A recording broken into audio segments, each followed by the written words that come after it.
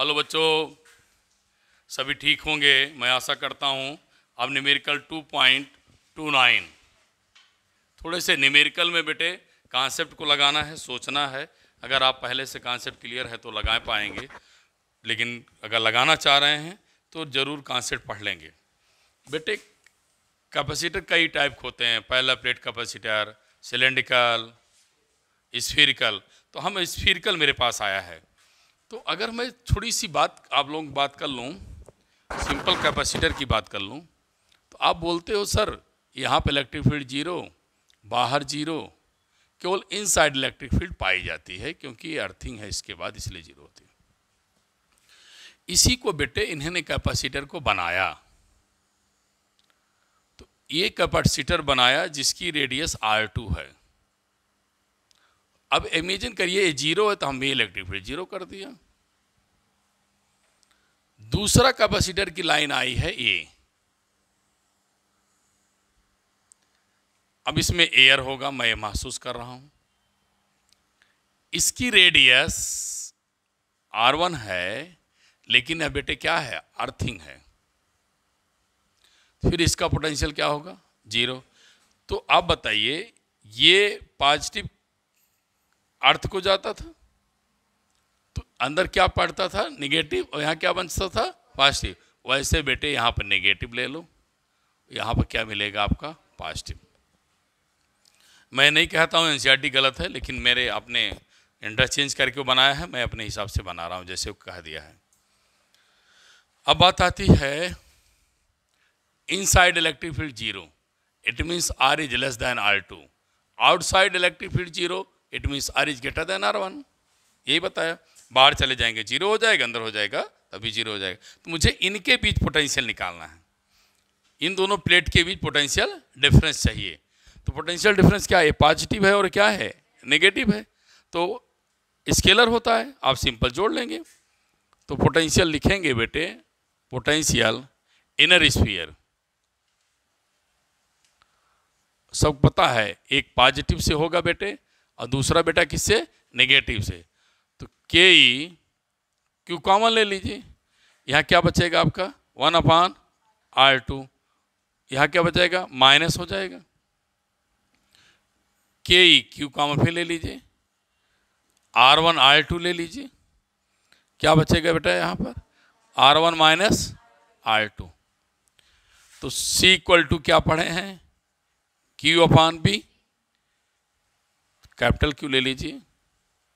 B बेटे 1/4 पाई epsilon not Q R1 minus R2 upon R1 R2। Q Q क्या हो जाएगा, कैंसिल।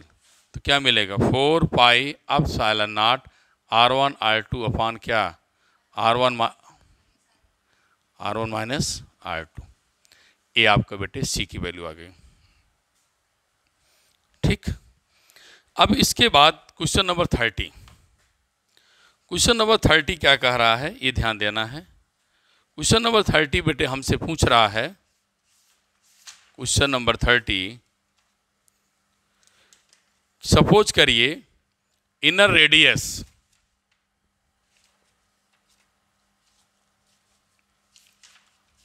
जल्दी से नोट करें, मैं आगे बढ़ूं।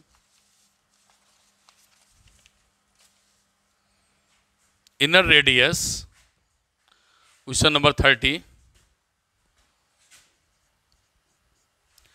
इनर रेडियस R1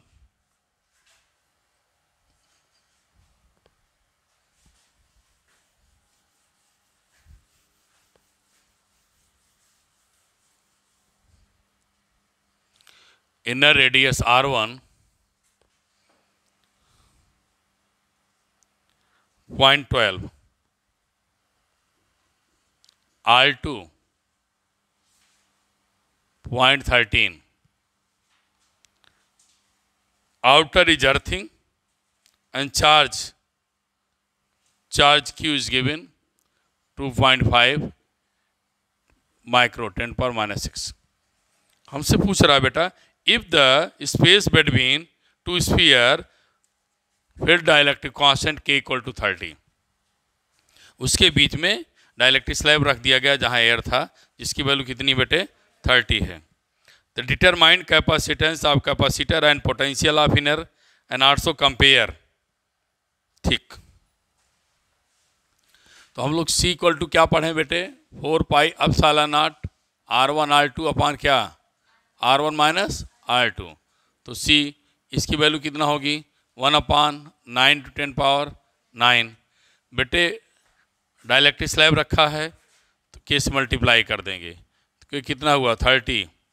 तो बेटे 0.13 0.12 अपान 0.13 माइनस 12 0.12। ठीक है ना, कोई दिक्कत नहीं, R1 R2 कुछ भी चेंज कर लीजिए लेकिन मैक्सिमम से मिनिमम घटाना है।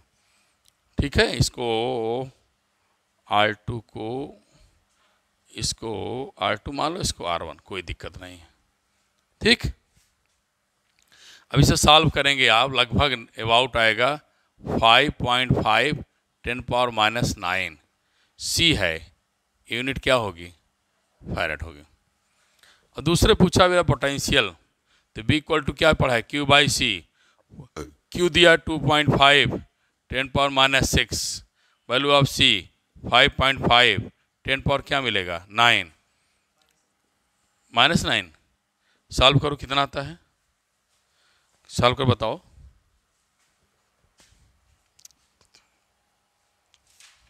जल्दी करो, जल्दी बोलो कितना आया बेटिया।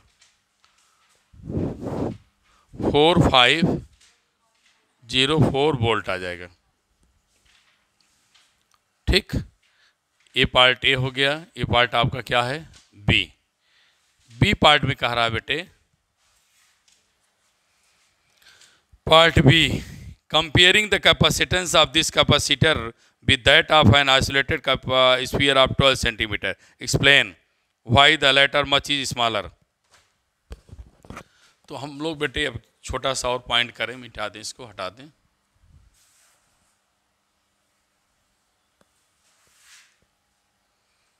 C इक्वल टू पढ़ा है स्फेरिकल सेल की वैल्यू 4 पाई एप्सिलॉन R, 1/9 × 10 क्या मिलेगा 9।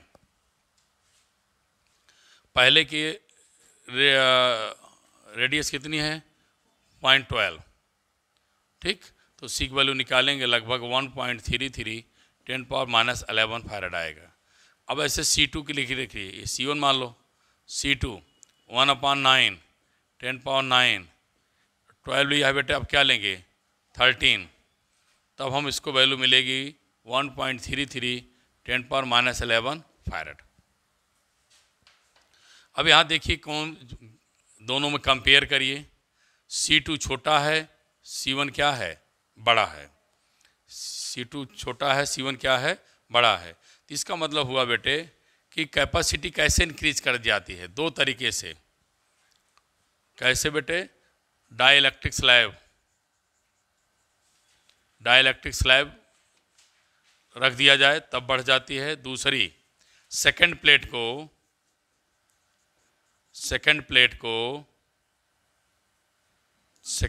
को क्या कर दें बेटे, अर्थिंग कर दें।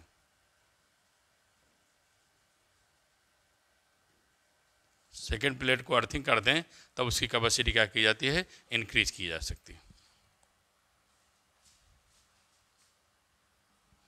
अगला क्वेश्चन बेटे 31 है, two large conducting sphere carrying charge Q1 and Q2 brought very close to each other.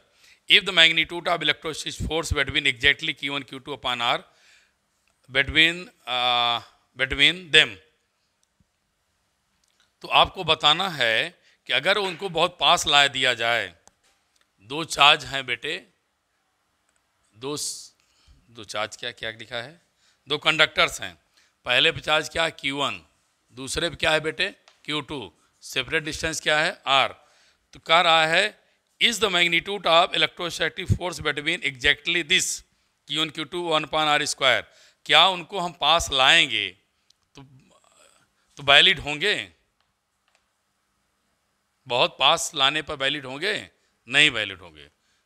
ठीक है, तो कहने मतलब है दे वैलिड फॉर, बोलो दे वैलिड फॉर किसके लिए, बोल भी नहीं करते यार, कूलाम फोर्स है ना, किसके लिए वैलिड होगा, पॉइंट चार्ज के लिए, पहला पॉइंट। दूसरा, दूसरा क्या बता सकते हो? R is distance between its centre, जो आर है उनके बीच की क्या है, दोनों स्फीयर के बीच की सेंटर की डिस्टेंस है। मतलब ये जो इतने दूर दूर रखे हैं इनको पास पास मिला दीजिए, इनके बीच की डिस्टेंस जो आर होगी वो माना जाएगा। तो बताइए वैलिड होगा? आर स्मॉल के लिए तो वैलिड हो गया, लेकिन लार्ज के लिए वैलिड नहीं है।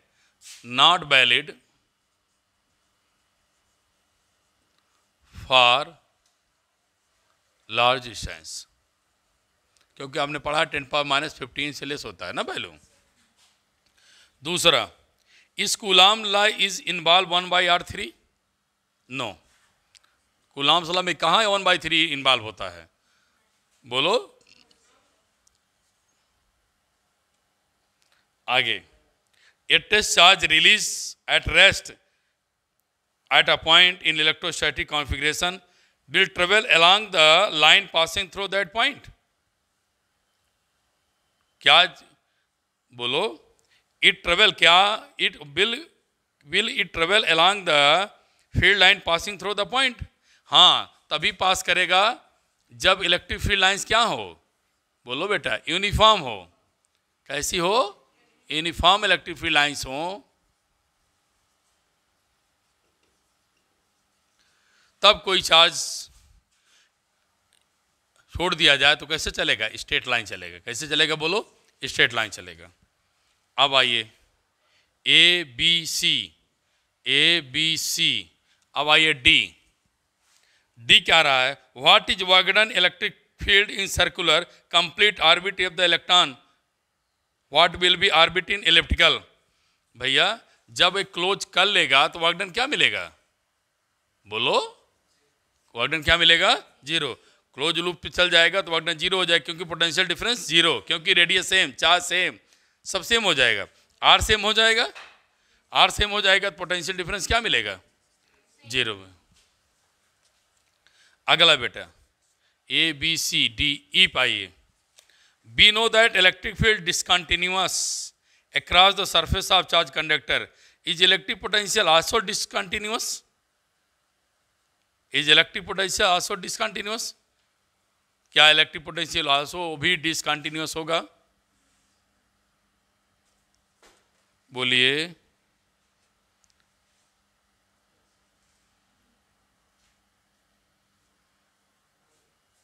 समझ नहीं पाया? We know that electric field discontinuous cross the surface of charge conductor, is electric potential also discontinuous there?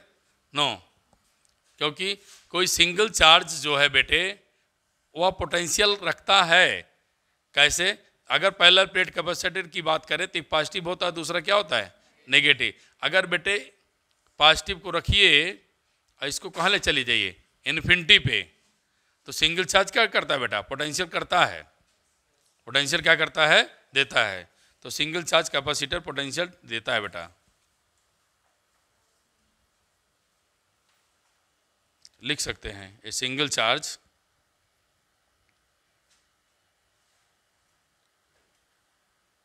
नहीं, ये तो हम लोग कौन सा क्वेश्चन पढ़ रहे हैं? एफ ई की बात कर रहे हैं ना? ई की बात कर रहे हैं, ई की बात कर रहे हैं ना हम लोग।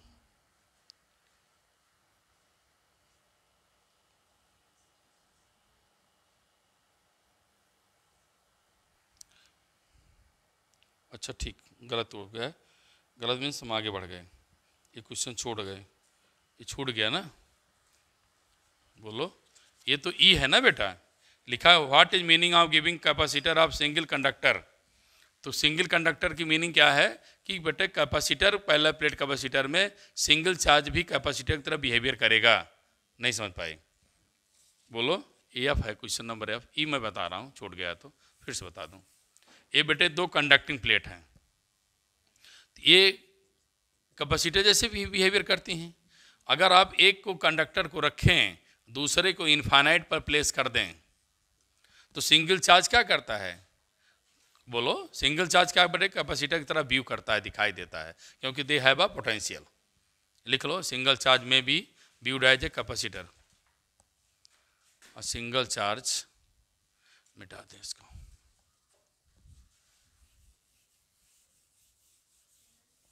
single charge may be viewed as a capacitor. Single charge may be viewed as a capacitor. लिख लीजिए।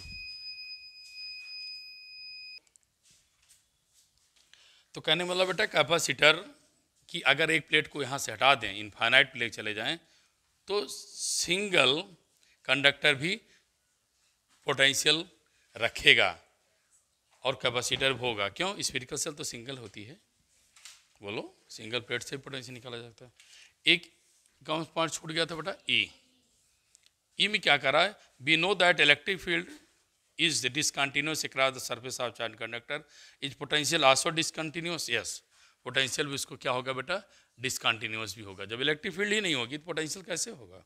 क्योंकि बी इक्वल टू क्या पढ़े हैं? ई डी ना। ये अगर डिसकंटिन्यूअस है, बोलो, तो पोटेंशियल भी क्या हो जाएगा? डिसकंटिन्यूअस हो जाएगा।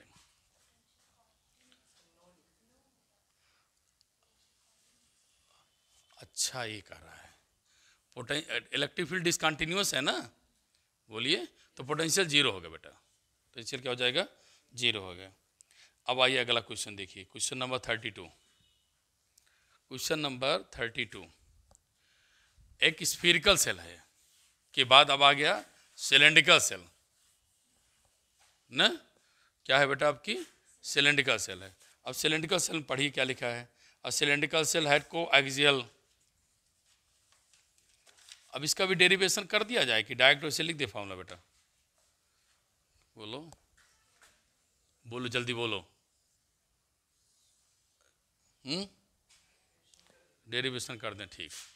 फिर सेल ए पॉजिटिव होगा ना, बोलिए। आउटर क्या होगा? नेगेटिव। ये क्या हो जाएगा? आपकी अर्थिंग। आप लोग पढ़ा है बेटे, इक्वल टू क्या? लैम्डा पान 2 पाई एप्सिलॉन आर पढ़ा है। अब बी इक्वल टू क्या पढ़ा है? इक्वल टू क्या पढ़ा है? माइनस डी बी अपान क्या? D R. वेक्टर फॉर्म लिखो बेटा इसको, तो डी बी इक्वल टू क्या हो जाएगा? Minus E dot D R. Vector क्या हो जाएगा? E D r. तो बी इक्वल टू क्या हो जाएगा? Minus E D R cos कितना हो जाएगा? 180, क्योंकि एरिया वेक्टर बाहर होगा। इलेक्ट्रिक फील्ड ऐसे चलेंगे ना, बोलो। और इसका एरिया वेक्टर हो जाएगा। दोनों एरिया वेक्टर क्या होगा? दोनों एक दूसरे क्या है? अपोजिट। तो पोटेंशियल क्या मिलेगा? प्लस ई डी आर मिलेगा। क्या मिलेगा? प्लस मिलेगा। अब आइए इंटीग्रेट कर दो। कहाँ से? ए से बी। इनर रेडियस कितना मानो? ये। आउटर रेडियस क्या मानो? बी। ए से बी, इसकी वैल्यू रखो लैम्डा पान 2 पाई एप्सिलॉन नॉट आर। क्या मिलेगा? D r. तो बेटे b lambda 2 pi epsilon naught r को बाहर कर लिया। D r upon r log r हो जाएगा। यहाँ क्या मिलेगा? B up a. ठीक है, बोलिए। अब इसे क्या लिख सकते हैं? लैम्डा 2 पाई एप्सिलॉन, ठीक है, आर तो वहाँ चला गया। इसे बेटे क्या लिखेंगे? लॉग बी माइनस क्या? Log A. फिर बेटे B equal to lambda 2 pi epsilon R log e B upon क्या मिलेगा? ए मिलेगा ना।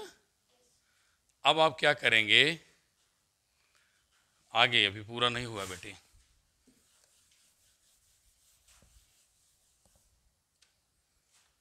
आगे क्या करेंगे? We know that lambda equal to क्या? Q upon l. तो क्यू इक्वल टू क्या हो जाएगा? Lambda l. Lambda q by l. तो अब यहाँ रखो, तो बी क्या हो जाएगा? यहाँ वैल्यू रखो, तो q upon 2 pi epsilon l क्या? Log e B upon a. तो सी इक्वल टू क्या? Q upon b, q upon 2 pi epsilon q upon 2 pi epsilon l, naught l, आगे बेटे log b बाई ए क्या हो जाए कैंसिल, ये ऊपर चला जाएगा 2 pi epsilon L upon log e b by A. ठीक,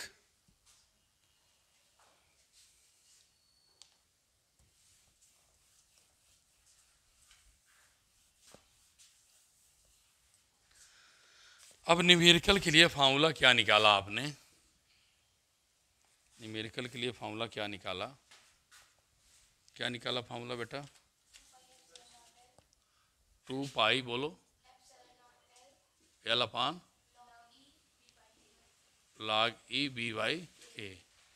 इसे बेटे 2 pi epsilon naught L 2.303 log 10 B upon A भी लिखा जा सकता है। ठीक है, ये मैथ का रूल है, थोड़ा सा एक्स्ट्रा तो पढ़ना ही पड़ेगा अगर आप इस मंजिल में चल चुके हैं तो। अब सी 2 22 अपान 7 8 इंटू 8 5 10 पावर माइनस 12। लेंथ देखो कितना दिया है,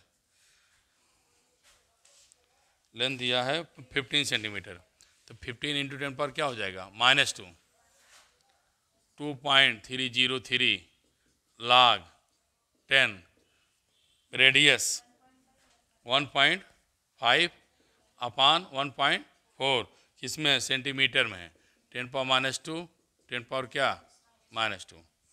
अब सॉल्व करेंगी तो 1.2 10 पावर -10 फैरेड आ जाए। अब पोटेंशियल B इक्वल टू क्या Q अपान C, Q कितना दिया है 3.5 माइक्रो में है 10 पावर -6 C 1.2 10 पावर -10 फैरेड, तो पोटेंशियल वैल्यू कितना आई बोलो 10 power 4 unit volt. Thank you बेटे, लास्ट लेक्चर और बचा है, लेकिन मैं हिम्मत नहीं हारा, तो आप भी हिम्मत मत हारिए, बार बार मैं मेहनत किया हूँ, इसको पढ़ डालिए, बहुत काम आएगा अगर आपको अपनी मंजिल को कहीं और ले जाना है तो। थैंक यू क्लास, और थैंक यू